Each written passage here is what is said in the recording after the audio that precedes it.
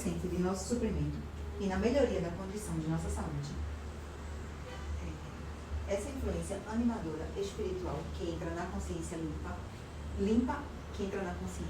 a mente e o corpo, e os mantém, e os sustenta à imagem e semelhança de Deus. Mas temos que abrir a porta. Nós temos que admitir o espírito consciente. Para o ser humano, tudo o que acontece de bom é encarado principalmente como sorte, acaso ou acidente. Embora alguns de nós possamos nascer com ambição ou talento, o fato de o talento ser concretizado é muitas vezes acidental e nem sempre por planejamento. Muitas pessoas são talentosas, mas nunca tiveram o acesso que seus talentos lhe deviam conferir. Muitas pessoas merecem o reconhecimento e nunca o receberam. Para que o sucesso ou reconhecimento não dependa do reino, do acaso ou do acidente, uma coisa é necessária: nos sujeitarmos à lei de Deus, sermos governados por Deus. Isso tem que ser um ato de nossa própria consciência. Ninguém pode fazer isso por nós, enquanto outros podem ter um caminho diferente. O que me é dado ensinar é o caminho da meditação. Portanto, aprendi e ensinei que abrir conscientemente o ouvido apenas 2, 3 ou 4 minutos. E às vezes apenas por 10 ou 20 segundos. Abre a porta da consciência. Isso é um convite para Deus entrar. Às vezes, imediatamente, às vezes, lentamente, mas sempre, eventualmente, o Espírito entra.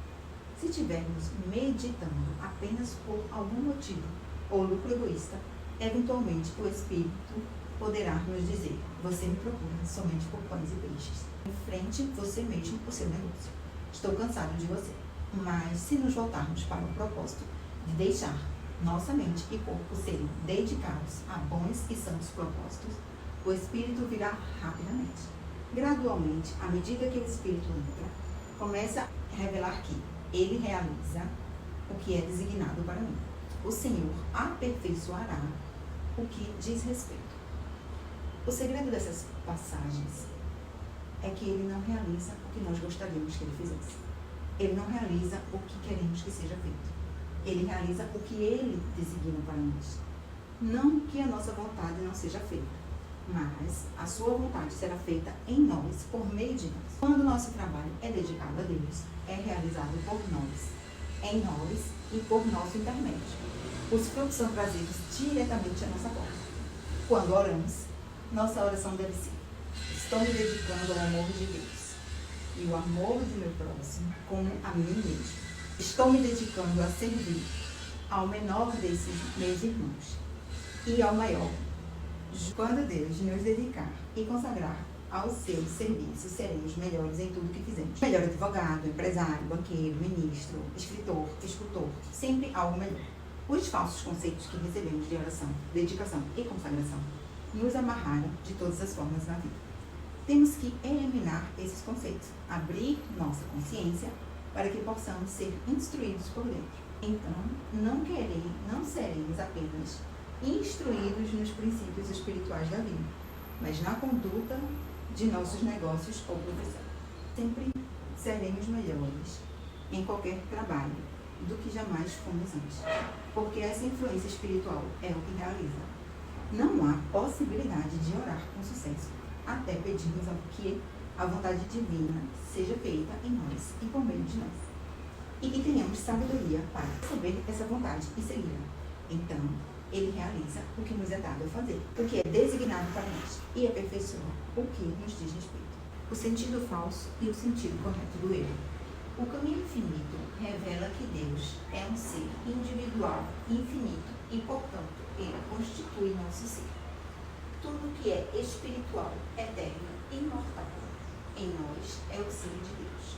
O que é mortal, humano e finito não é uma expressão de Deus, mas uma ilusão, e não pode ser elevado à atmosfera da cristandade. Isso deve morrer, mas essa morte é a morte do falso conceito de Deus e do homem que foi constituído ao longo dos anos, que pode ser chamado de experiência humana.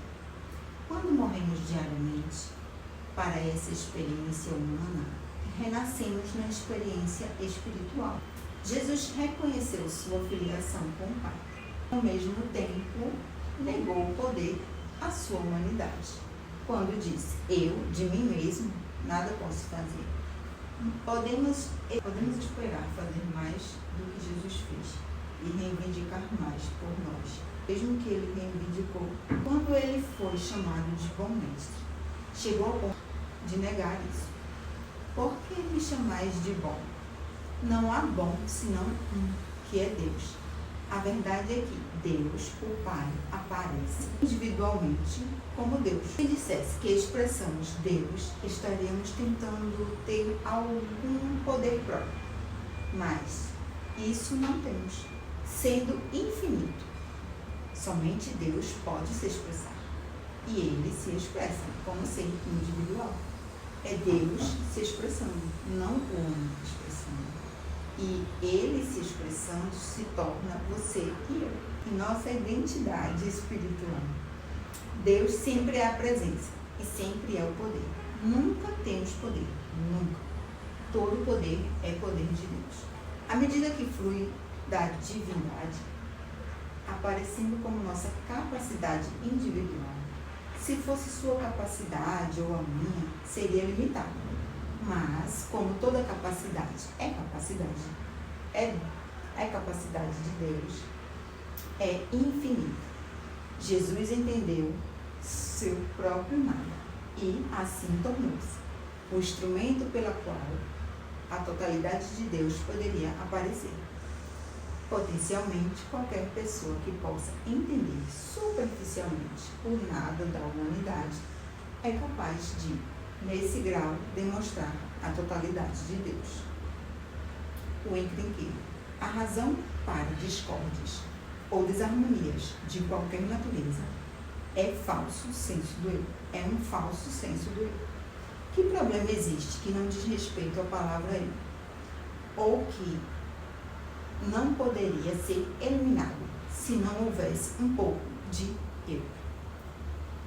Se o senso pessoal do eu está fora do caminho,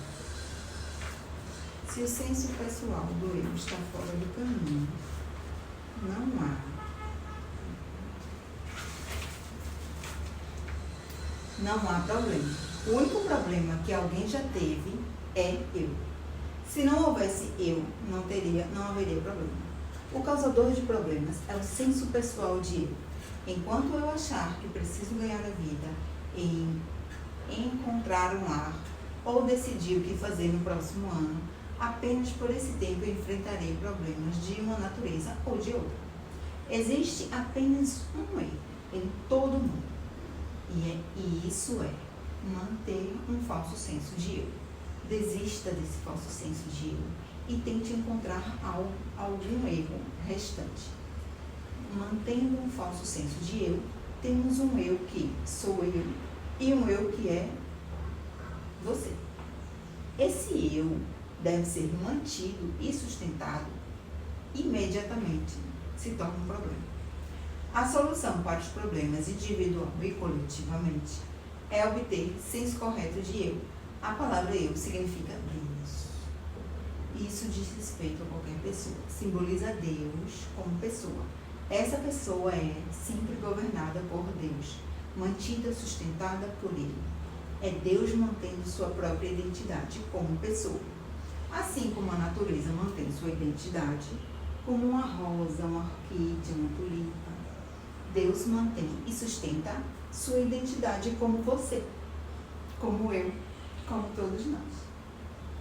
Não se decepcione consigo mesmo. Se encontrar alguém e descobrir que não pode vê-lo dessa maneira, isso acontece. Isso ocorre em nossas casas e comunidades. Assim como na vida nacional e internacional, a maneira de olhar para isso e perceber na imagem externa. Qualquer mudança tem que vir de dentro de nós mesmos. Em cada um de nós existe humanidade suficiente para tornar impossível, de uma só vez, eliminar o eu, que se chama Mary, Henry ou Joel. Nós podemos começar. Hoje podemos começar a morrer diariamente.